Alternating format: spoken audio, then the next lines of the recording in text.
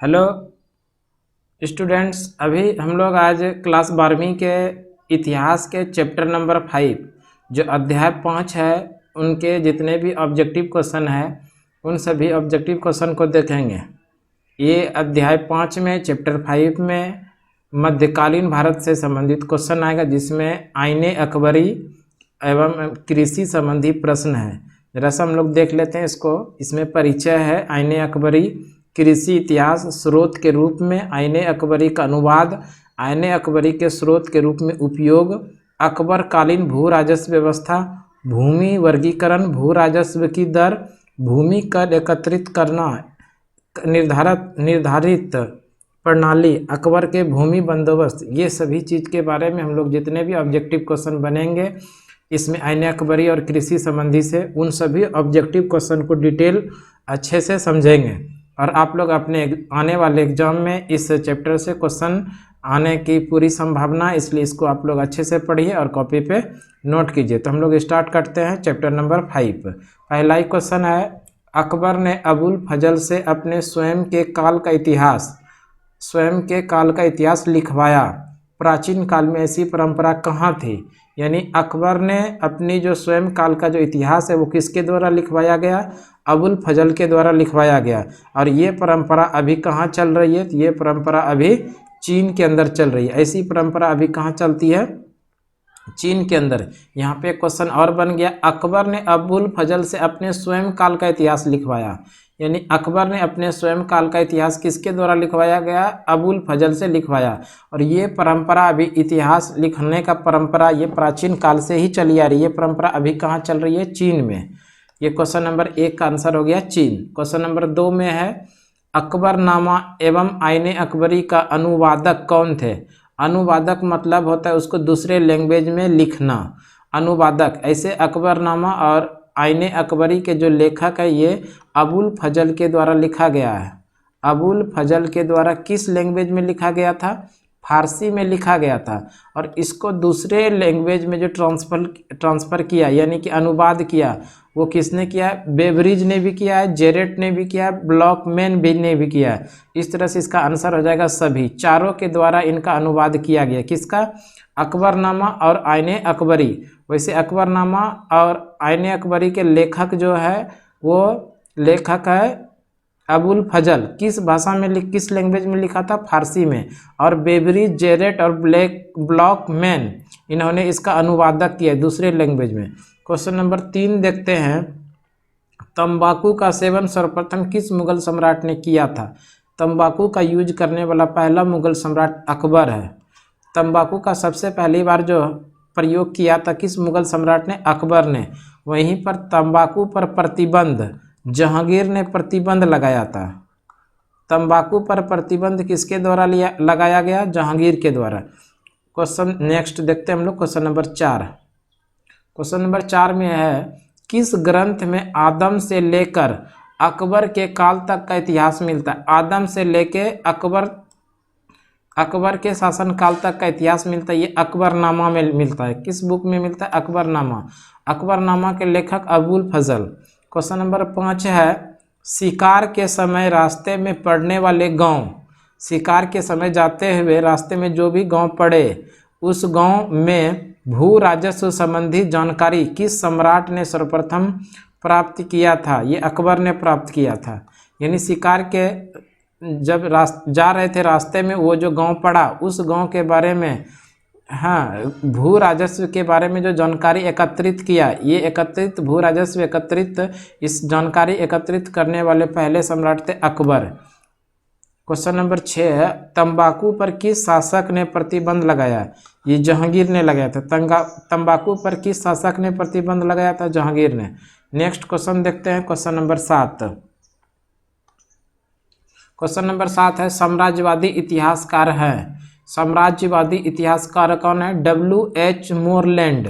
W.H. Moreland क्या है?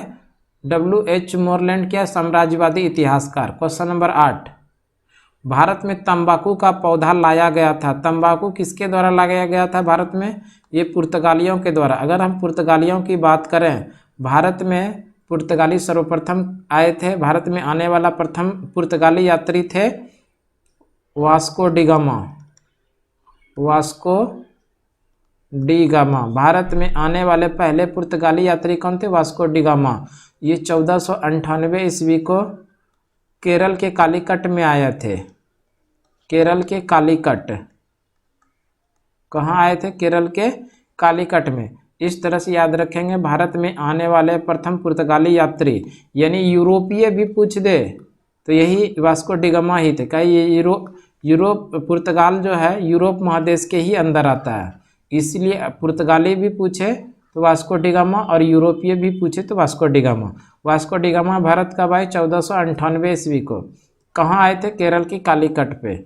इसी क्वेश्चन को थोड़ा डिटेल से समझते हैं। पुर्तगालियों द्वारा लाया गया सर्वप्रथम यहाँ पर तंबाकू का पौधा था। सर्वप्रथम तंबाकू का पौधा भारत में किसने लाया था? पुर्तगालियों के द्वारा। नेक्स्ट क्वेश्चन देखते हैं, क्वेश्चन नंबर 9 में है, आईने अकबरी के अनुसार भूमि को कितने भागों में बांटा गया था? आईने अकबरी, ये आईने अकबरी अबुल फजल के द्वारा लिखा गया था। इसके अनुसार भूमि को कितने भागों में बांटा गया था? तो ये 4 भागों में बांटा गया था। आईने अकबरी के अनुसार भूमि को कितने भागों में? 4 भागों में। क्वेश्चन नंबर 10, क्वेश्चन नंबर 10 में 1600 ईस्वी से लेके 1700 ईस्वी के बीच भारत की आबादी लगभग कितनी बढ़ी? यानी 1600 ईस्वी से लेके 1700 ईस्वी के बीच में भारत की जो आबादी बढ़ी वो लगभग 5 करोड़ की आबादी बढ़ी। कितने आबादी बढ़ी? 5 करोड़। नेक्स्ट क्वेश्चन देखते हैं, 11 नंबर क्वेश्चन है, अबुल फजल कृत, अबुल फजल के द्वारा लिखा गया आईने अकबरी में किस शासक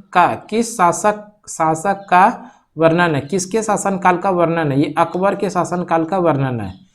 क्वेश्चन नंबर 12 है, अकबरनामा की रचना किसने किया? अकबरनामा की रचना ये किया है अबुल फजल के द्वारा। अकबरनामा की रचना अबुल फजल और आईने अकबरी की भी रचना अबुल फजल के द्वारा। क्वेश्चन नंबर 13 है, कुतुब मीनार का निर्माण किसने आरंभ किया? कुतुब मीनार का निर्माण कार्य जो शुरू किया कुतुबुद्दीन ऐबक ने और इल्तुतमिश ने इनको पूरा कराया। इल्तुतमिश ने इसको क्या करवाया? पूरा करवाया। कुतुब मीनार का निर्माण कार्य कुतुबुद्दीन ऐबक ने शुरू किया, पूरा करने का श्रेय जाता है इल्तुतमिश को। नेक्स्ट क्वेश्चन देखते हैं, 14 नंबर है, अकबर का वित्त मंत्री कौन था?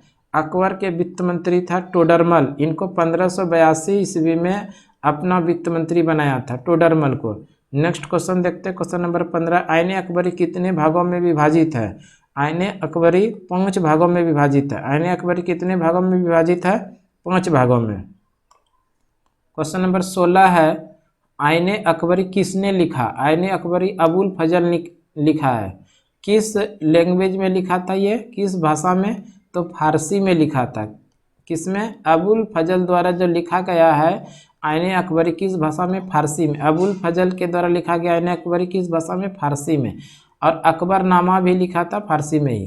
क्वेश्चन नंबर 17 है, दिल्ली से दौलताबाग किस शासक ने अपनी राजधानी परिवर्तित किया? यानी दिल्ली से राजधानी बदलकर दौलताबाग किसने लाया? मोहम्मद बिन तुगलक के द्वारा ये लाया गया था। अब क्वेश्चन इसमें ऑब्जेक्टिव नहीं है, इसी चैप्टर का और थोड़ा एक्सप्लेनेशन के साथ हम लोग क्वेश्चन देख लेते हैं। इसी में क्वेश्चन है, प्रथम श्रेणी की भूमि जिसे हर वर्ष फसल आ जाती है, जिस फसल को हर वर्ष बोया जाता है, जिस श्रेणी की भूमि, वो भूमि कैसी भूमि कहलाती है? जिसमें हर वर्ष फसल आती है उसे कहते हैं पोजल भूमि। जिस भूमि में हर वर्ष फसल आती है उसे पोजल भूमि कहते हैं। पोजल भूमि फसल आती है उसे क्या कहते हैं? पोजल भूमि। नेक्स्ट क्वेश्चन इसी में देखते हैं, अकबर द्वारा 1582 में टोडरमल को किस पद पर नियुक्त किया था? दीवान अशरफ। किस पद पर? दीवान अशरफ। दीवान अशरफ का मतलब होता है वित्त मंत्री। अकबर ने 1582 ईस्वी में टोडरमल को किस मंत्री पद पे नियुक्त किया था? अपना वित्त मंत्री बनाया था। वित्त मंत्री को उस समय दीवान अशरफ के नाम से जानते हैं। इसी में देखते हैं आगे, बाबरनामा ग्रंथ के लेखक कौन है? बाबरनामा पुस्तक के जो लेखक वो बाबर है, खुद से लिखे हैं। बाबर की इसमें आत्मकथा है। बाबर की आत्मकथा को खुद से लिखे थे। किस नाम से? बाबरनामा से, बाबरनामा के नाम से। नेक्स्ट क्वेश्चन देखते हैं, अकबर का शासनकाल अगर हम लोग जानना चाहेंगे तो 1556 से 1605 ईस्वी।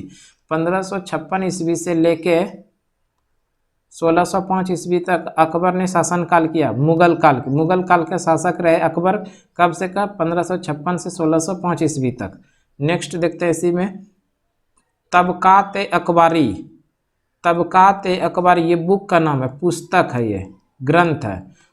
तबकात-ए-अकबारी ग्रंथ किसके द्वारा लिखा गया? निजामुद्दीन अहमद के द्वारा। बुक तबकात-ए-अकबारी पुस्तक किसके द्वारा लिखा गया है? निजामुद्दीन अहमद के द्वारा। ये भी बुक ये तारीख-ए-फरिश्ता। तारीख-ए-फरिश्ता किसके द्वारा लिखा गया? मोहम्मद कासिम फरिश्ता के द्वारा। तारीख-ए-फरिश्ता किसके द्वारा लिखा गया? मोहम्मद कासिम फरिश्ता के द्वारा। तुजुक-ए-जहांगीरी ये किसके द्वारा लिखा गया? जहांगीर के द्वारा। ये इंपॉर्टेंट क्वेश्चन, इसको ध्यान रखेंगे हम लोग।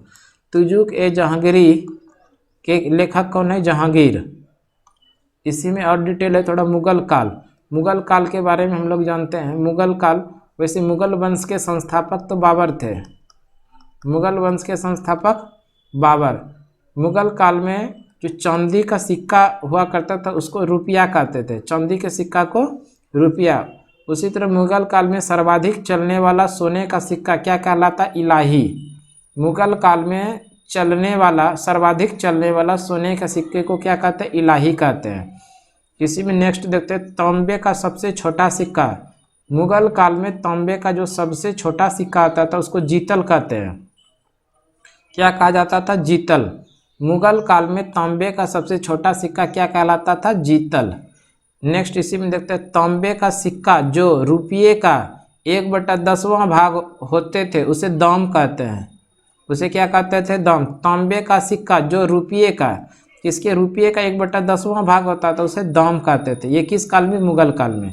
नेक्स्ट देखते हैं आईने अकबरी के लेखक। ये तो पीछे बता ही चुके हैं। आईने अकबरी के लेखक अबुल फजल। और इसी अबुल फजल ने एक और बुक लिखा है अकबरनामा, जिसमें अकबर के बारे में पूरे डिटेल से जानकारी दिया हुआ है।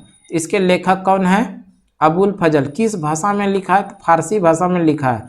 और इसी को आईने अकबरी और अकबरनामा को अंग्रेजी में जो अनुवाद किया है ब्लॉचमैन तथा जेरेट के द्वारा।